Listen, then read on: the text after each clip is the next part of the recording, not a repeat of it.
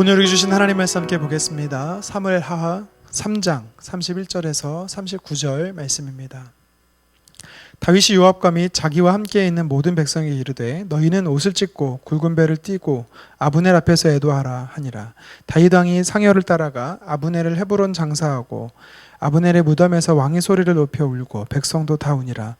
왕이 아브넬을 위하여 애가를 지어 이르되 아브넬의 죽음이 어찌하여 미련한 자의 죽음 같은고 내 손이 결박되지 아니하였고 내 발이 차고에 채이지 아니하였거늘 불의한 자식의 앞에 엎드려짐 같이 내가 엎드려졌도다 하매 온 백성이 다시 그를 슬퍼하여 우니라. 석양의 무 백성의 나와 다윗에게 음식을 권하니 다윗이 맹세하여 이르되 만일 내가 해지기 전에 떡이나 다른 모든 것을 맛보면 하나님이 내게 벌 위에 벌을 내리심이 마땅하니라 하매 온 백성이 보고 기뻐하며 왕이 무슨 일을 하든지 무리가 다 기뻐하므로 이 날에야 온 백성과 온 이스라엘이 내레 아들 아브넬을 죽인 것이 왕이 한 것이 아닌 줄을 아니라. 왕이 그의 신복에게 이르되 오늘 이스라엘의 지도자여 큰 인물이 죽은 것을 알지 못하느냐. 내가 기름 부음을 받은 왕이 되었으나 오늘 약하여서 수리야의 아들인 이 사람들을 제어하기가 너무 어려우니 여호와는 악행한 자에게 그 악한 대로 갚으실지로다 하니라. 아멘. 오늘 본문을 가지고 그래도 소망이 있다, 그래도 소망이 있다라는 제목으로 말씀 증거하겠습니다. 사람은 진실을 믿는 게 아니라 자기가 믿고 싶은 것을 믿는다라는 말이 있습니다. 예전에 미국 일리노이 대학의 이 심리학과 돌로레스 알바라신 교수팀이 사람이 진실을 추구하는 경향과 또 자기가 생각을 고수하는 이 경향이 어떻게 나타나는지 8,000명을 대상으로 실험을 했습니다. 먼저 참가자들의 성향을 파악한 뒤에 정답을 이야기하지 않고 그 참가자들의 성향과 비슷한 정보 그리고 성향의 다른 정보 둘 중에 무엇이 옳은지를 고르게 하는 실험을 한 것입니다. 그 결과 참가자의 무려 67%, 10명 중에 7명에 가까운 사람들은 진리에 상관없이 자기가 옳다고 생각하는 정보가 답이다라고 밝혔습니다. 그러니까 반대로 생각하면은 10명 중에 3명이 조금 넘는 사람들만이 진실이 무엇인지를 알고자 했다라는 것이죠. 오늘 우리가 읽은 말씀에도 이 사실이 그대로 적용되고 있습니다. 본문에 다윗은 아브넬의 죽음으로 인해서 과하다 싶을 정도로 이 애도를 표현하고 있습니다.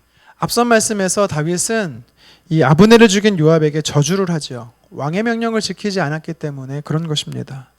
그런데 오늘 본문 보면 32절에 아브넬의 죽음을 애도를 표현하는 이 다윗의 모습은요, 울 뿐만 아니라 상여를 따라가고 무덤 앞에서 애곡하고 또 노래를 지어서 사람들로 부르게 했습니다. 그리고 백성들로 하여금 함께 애도할 뿐만 아니라 35절에 보면 음식을 권하는 백성들의 요청을 거절하며 금식까지 하는 것을 볼 수가 있습니다. 그런데 다윗의 이런 모습이 조금 너무 과하다 싶을 정도로 다윗이 신경 쓰고 있는 것을 발견하게 됩니다. 가족의 죽음도 아니었습니다. 그렇다고 과거 이 영적 스승 선지자의 죽음도 아니었습니다. 총애하는 신하도 더더욱이 아니었습니다. 고인의 죽음을 애도하는 것은 이해가 되지만 다윗이 유독 마음을 다하고 있는 것을 보게 되지요. 또 백성들은요, 이렇게 다윗의 애도하는 모습을 보면서 36절에 이렇게 성경은 말하고 있습니다. 온 백성이 보고 기뻐하여 왕이 무슨 일을 하든지 무리가 다 기뻐함으로. 무슨 뜻입니까? 백성들은요, 아브넬의 죽음과 상관없이 다윗이 애도하는 모습을 보면서 기뻐했다라고 이야기하는 것입니다. 왜 그랬을까요? 백성들은요, 자기들이 생각한 대로 믿고 있었기 때문입니다. 상식적으로 생각해 보십시오. 사람을 죽이면 안 되는 도피성 헤브론에서 살인이 일어났습니다. 그것도 죽은 사람이 누굽니까? 북이스라엘의 평화 통일을 요청했던 비선실세 아브넬 장군이었습니다. 그가 다윗에게 평화 통일을 제안하기 위해 왔는데 자신의 나라로 돌아가지 못하고 살해를 당했다. 그렇다면 백성들은 뭐라고 생각했을까요? 당연히 다윗이 요압을 시켜서 아브넬을 죽였구나 이렇게 믿지 않겠습니까? 공식적으로 사람들은요, 왜 그렇게 됐는지 상황이 중요한 게 아니라 결과만을 놓고 상황들을 재해석하며 추측하게 되는 것입니다. 다윗은 이 사실을 너무나 잘 알고 있었던 것이죠. 누군가를 죽이지 않았다라는 것만 이 다윗은 소명하면 될 문제가 아니었습니다. 자신이 죽이지 않았음에도 불구하고 다윗이 이스라엘의 평화 통일을 하기 위해서 지금 상황은 심각한 어려움 가운데 처해진 상황에 놓이게 된 것이지요. 이스라엘 백성들은요, 다윗이 하나님의 뜻으로 세워진 기름 부음 받은 왕으로 믿었습니다. 그런데 다윗의 사주로 요압이 아브넬을 죽였다고 하면 백성들이 다윗을 뭐라고 생각했습니까? 비열한 왕으로 생각하지 않겠습니까? 그를 향한 신뢰가 한순간에 무너지고 실망과 배신감으로 백성들은요, 이 느낌을 갖게 되는 것입니다. 그래서 다윗은 자신이 아브넬을 죽인 것이 아니라는 것을 백성들이 믿도록 그런 진심을 다해서 전심으로 표현하고자 했던 것입니다. 37절 말씀입니다. 이날에야 온 백성과 온 이스라엘이 넬의 아들 아브넬을 죽인 것이 왕이 한 것이 아닌 줄 아니라. 아멘. 요압이 아브넬을 죽임으로 인해서 하나님이 주신 평화 통일의 기회가 한순간에 무산될 위기가 다윗에게 있었지만, 다윗은요, 진실된 애도의 장례 절차를 통해서 백성들로 하여금 진실이 무엇인지를 바르게 보여주었던 것입니다. 이 스토리가 우리에게 도전하시는 영적 메시지가 있습니다. 그것이 무엇인지 살펴보겠습니다. 첫 번째는 믿음의 경주함에 조금의 방심도 허용할 수 없다라는 거죠. 믿음의 경주에는요, 조금의 방심도 허용되지 않는다라는 것입니다. 다윗은 39절 상반절에 스스로 이런 고백을 합니다. 내가 기름 부음 받은 왕이 되었으나. 아멘. 다윗의 이 고백은요, 하나님께서 기름 부은 자만이 왕이 될 수 있다라는 고백입니다. 그러면서 이 고백은 무슨 뜻입니까? 하나님의 기름 부으신 자가 왕이 된다라는 것은요, 하나님의 계획과 하나님의 뜻 안에서 모든 것이 진행된다라는 하나님의 절대 주권을 인정하는 고백인 것입니다. 그렇기 때문에 다윗은요, 사울 왕을 죽일 수 있는 기회가 있음에도 불구하고 죽이지 않았습니다. 하나님께 어디로 갈지, 언제 올라가야 할지 그는요, 묻고 움직였습니다. 심지어 헤브론에서 그는요, 7년 반 동안 기다렸습니다. 허수아비 왕 이스보셋이 북이스라엘을 다스리고 있을 때도 다윗은요, 무력으로 그 땅을 침탈하지 않았습니다. 이유는 한 가지입니다. 하나님께서 기름 부으셨다라는 것을 믿었기 때문입니다. 하나님의 절대 주권을 다윗이 인정한 것이지요. 그런데 북이스라엘의 실세인 아브넬이 평화 통일을 요청해 왔습니다. 드디어 다윗의 입장에서는요, 드디어 하나님 때가 된 것입니다. 하나님께서 일하시는 겁니다. 통일 이스라엘의 2대 왕으로 등극할 수 있었던 것이지요. 과거 사무엘 선지자가 기름 부었던 하나님의 왕의 기름 부음이 이제 성취되는 그 성취가 눈앞에 다가온 것입니다. 하지만 요압이 아브넬을 죽임으로 인해서요, 통일 왕국의 이 왕으로서 기회가 송두리째 날아갈 뻔한 위기를 겪게 되는 것입니다. 이것은 다윗의 실수도 아니었고요, 다윗의 죄의 문제가 아니었습니다. 이 사실이 우리에게 어떤 의미를 주는 것입니까? 하나님의 사람들은요, 사단이 조직적으로 치밀하게 계속해서 넘어뜨리려고 하는 영적인 공격이 있다는 것을 우리는 깨달아야 하는 것입니다.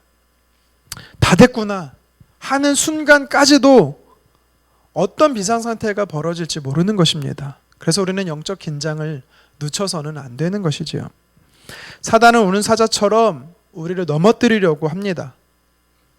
다윗의 가장 가까운 사람이었던 군대 장관이 다윗에게 이런 어려움을 가져다 주었습니다.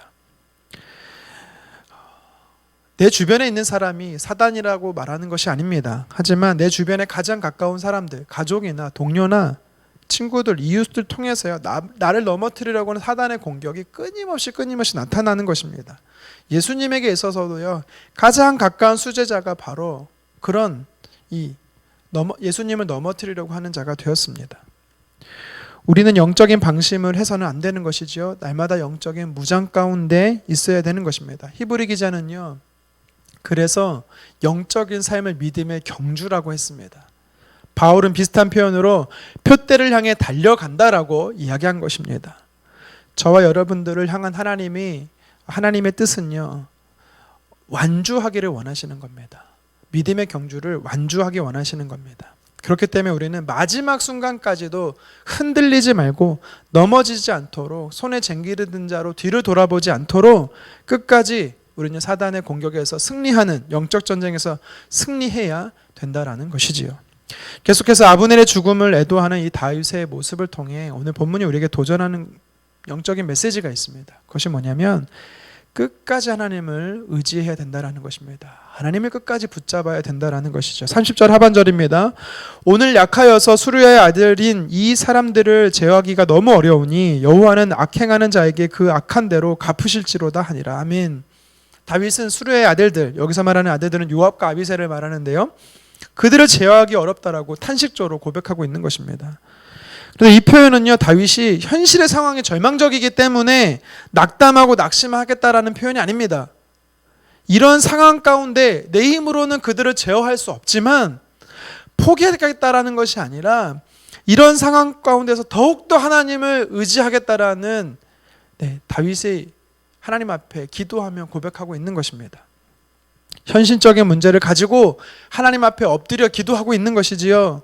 정의로우신 하나님, 진실하신 하나님의 성품을 믿기에 지금 상황을 바꿔주실 것을 다윗은요 믿었던 것입니다. 여러분, 다윗의 모습을 통해서 우리는요 그리스도인으로서 어떻게 신앙의 위기를 극복할 수 있는가를 깨닫게 되는 것입니다. 하나님의 사람들인 우리는요 위기가 왔을 때 낙심할 것이 아니라, 포기하는 것이 아니라 끝까지 하나님을 붙잡고 매달려야 되는 것입니다. 성경의 인물 중에 야곱이 그랬습니다. 자신을 죽이러 오는 형 에서를 만나기에 앞서서 그는요 하나님 앞에 엎드렸습니다. 창세기 32장에 보면은 야곱은 야복 나루에서 밤이 새도록 씨름했다라고 성경은 이야기하는 것입니다. 무슨 뜻입니까? 지금의 상황 가운데 내가 할 수 없는 나의 무력함을 인정하고 하나님께서 도와주시면 안 된다라는 간절함을 가지고 그는 목숨 걸고 하나님께 매달렸다라는 것이죠. 하나님은요 그런 야곱에게 상황을요 변화시켜 주시는 것입니다. 모세도 마찬가지죠. 모세는 수도 없이 애굽으로 돌아가자고 원망하는, 그 자신을 향해 돌을 던지려고 하는 그 이스라엘 백성들과 맞서 싸우지 않았습니다. 자신이 어떻게 할 수 없으니 어떻게 합니까? 하나님 앞에 그는요 엎드리는 것입니다. 위기 때마다 하나님 앞에 엎드렸을 때 하나님께서는요 그 모세를 긍휼히 여기시고 그 위기의 순간에서요 극복하게 해주셨던 것입니다. 우리의 죄도 아닙니다. 내 실수도 아닙니다. 그럼에도 불구하고 위기에 우리가 빠지게 됩니다. 오늘 다윗처럼요. 그럼 우리는 어떻게 해야 합니까? 오늘 다윗처럼 우리는 하나님 앞에 엎드려서 하나님께 기도해야 되는 것입니다. 내 문제가 뭔지를 가지고 하나님 앞에 아뢰야 되는 것입니다. 하나님께서는 그러면 원수의 목전에서 상을 베풀어 주신다라고 말씀하신 것처럼 놀라운 역전의 은혜를 저와 여러분의 삶에도 베풀어 주실 것입니다. 말씀을 정리합니다. 다윗은 눈앞에 성공이 보였습니다. 이제 조금만 더 있으면 골라인을 통과할 수 있었습니다. 하지만 전혀 생각지도 못한 순간에 전혀 예상치 못한 사람을 통해서요 모든 상황이 다 엎어져 버린 위기의 순간에 놓여 있습니다. 이런 상황은요 우리에게도 나타날 수 있다라는 것이죠. 사단은요 하나님의 백성들인 우리들을 넘어뜨리려고 마지막 순간까지도 공격합니다. 십자가에 달리셨던 그 예수님도 마지막까지 넘어뜨리려고 했던 것이 바로 사단이죠. 그래서 우리는 깨어서 언제나 영적으로 무장하며 방심하지 말고 영적으로 안주하지 말고 우리는 그 믿음의 경주를 끝까지 달려가야 되는 것입니다. 그리고 내가 할 수 없는 상황이라면 포기하고 절망하는 것이 아니라 그 있는 모습 그대로, 지금의 상황 그대로 하나님께 아뢰며 하나님을요 절대적으로 더 끝까지 의지하고 더 믿고 신뢰하는 것입니다. 그럴 때 다윗의 삶 속에 하나님 역전하셨던 것처럼 우리의 삶에도 하나님 역전을 허락해 주실 것입니다. 우리를 도우시는 하나님이 계시기 때문에 그래도 우리는 오늘을 살아갈 수 있는 것입니다. 그래도 오늘 우리의 삶에 소망이 있는 것입니다.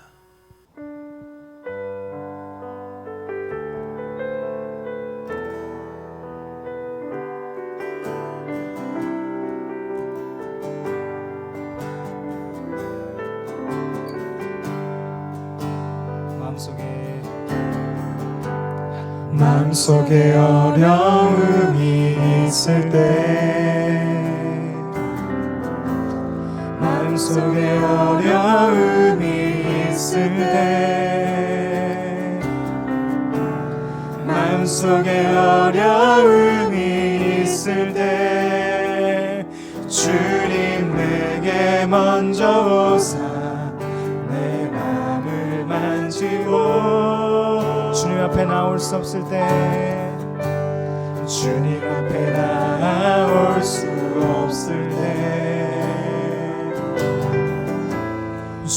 주님 앞에 나올 수 없을 때 주님 앞에 나올 수 없을 때 주님 날 먼저 안으시네. 다시 한 번 더 고백하십시다. 마음속에 어려움이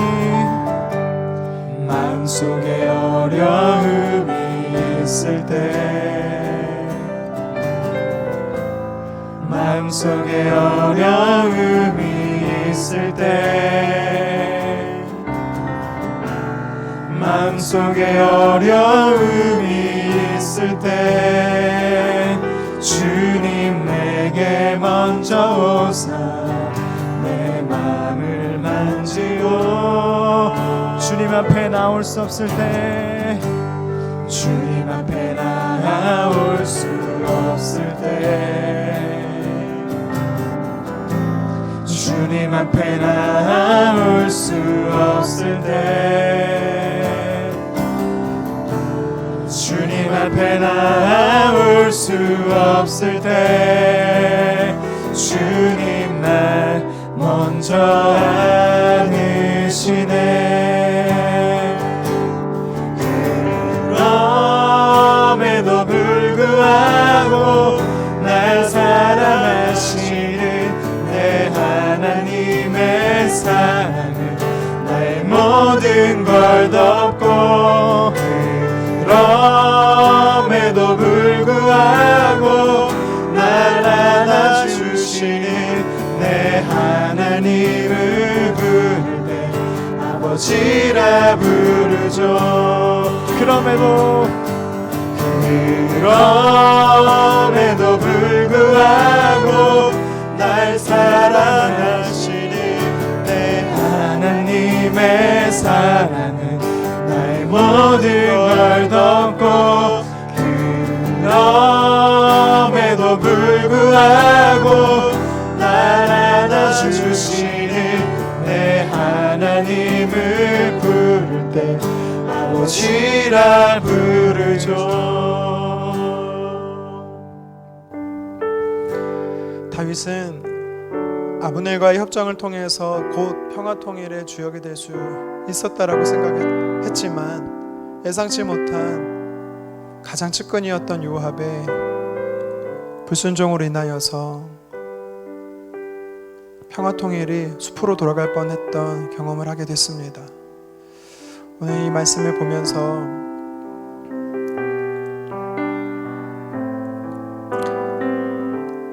우리 삶 안에도 사단이 계속적으로 우리를 이 모양 저 모양으로 공격하는 것을 보게 됩니다. 우리가 끝까지 하나님 부르실 때까지 그 사명을 완주할 때까지 영적으로 깨어서 그 부르심에 달려가기에 부족함이 없도록 주님 도와주시옵소서. 오늘 본문에 또한 다윗은 끝까지 진실됨을 주장하며 마지막까지 하나님을 의지하겠다라고 고백을 합니다. 사람의 방법과 사람의 노력이 아니라 하나님의 뜻 안에서 하나님을 의지하며 철저히 믿음의 경주를 완주하는 하나님 또한 우리들이 될 수 있도록 주님 도와주시옵소서. 하나님을 의지합니다. 입술의 고백으로만 아니라 삶의 모습에서 하나님을 철저하게 의지하는 저희 모두 되어질 수 있도록 주님 도와주시옵소서. 감사드리며 예수님의 이름으로 기도드리옵나이다. 아멘.